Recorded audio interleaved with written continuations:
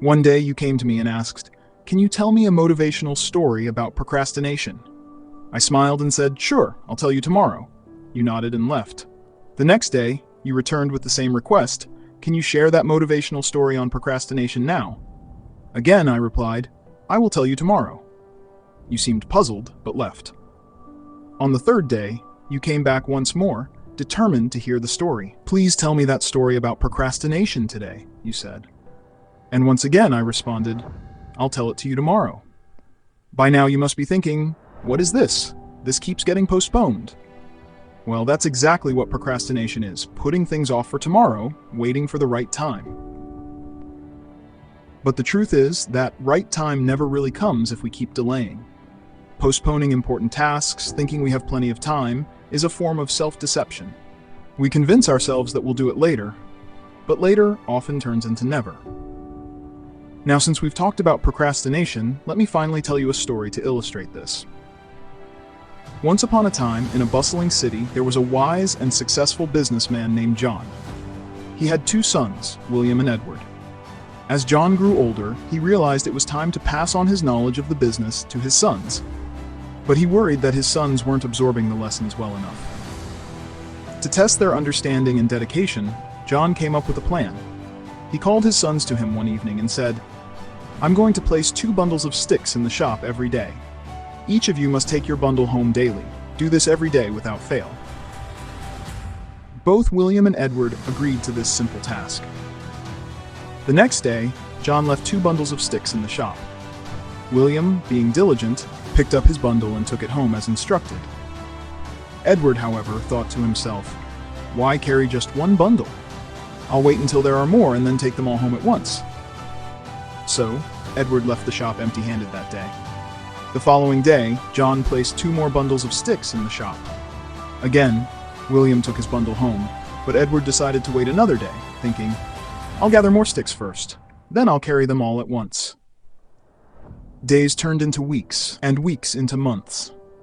Edward continued to delay, waiting for the perfect moment to collect all the sticks at once. One day, John called his sons and said, "I've been placing sticks in the shop for a while now. Tomorrow evening, I will check to see how many sticks each of you has brought home. Whoever has stored all the sticks properly will inherit the shop." William was excited because he had taken a bundle home every day. He knew he had done his part. But Edward was filled with dread. He had postponed the task for so long that the number of sticks had grown into hundreds.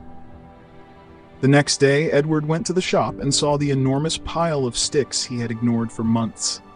Determined to fix his mistake, he tried to carry all the bundles at once. The load was too heavy, and he struggled to walk even a few steps. Under the immense weight, Edward stumbled, the bundles scattered, and he injured himself in the process. John, who had been watching, shook his head and said, "Edward, you foolish boy. I gave you a simple task, and still you failed.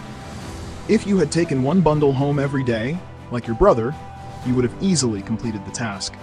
But because you kept delaying the work, it piled up, and now it's impossible for you to carry it."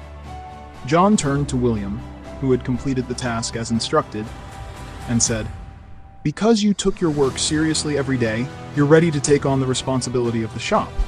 You've proven yourself to be diligent and dependable." Edward, ashamed, realized his mistake. He had made an easy task difficult by constantly putting it off. What could have been done in small, manageable steps every day had become an overwhelming burden. This story teaches us that procrastination only makes things harder in the long run. Like Edward, we often delay our tasks, thinking we'll do them when the time is right, but that time rarely comes. Instead, the work piles up, and when we finally have to face it, it feels impossible. If someone were to ask me what habit can lead to failure, I'd say it's the habit of postponing today's work until tomorrow. And if someone were to ask what habit leads to success, I'd say it's the habit of doing today's work today and not delaying what can be done now.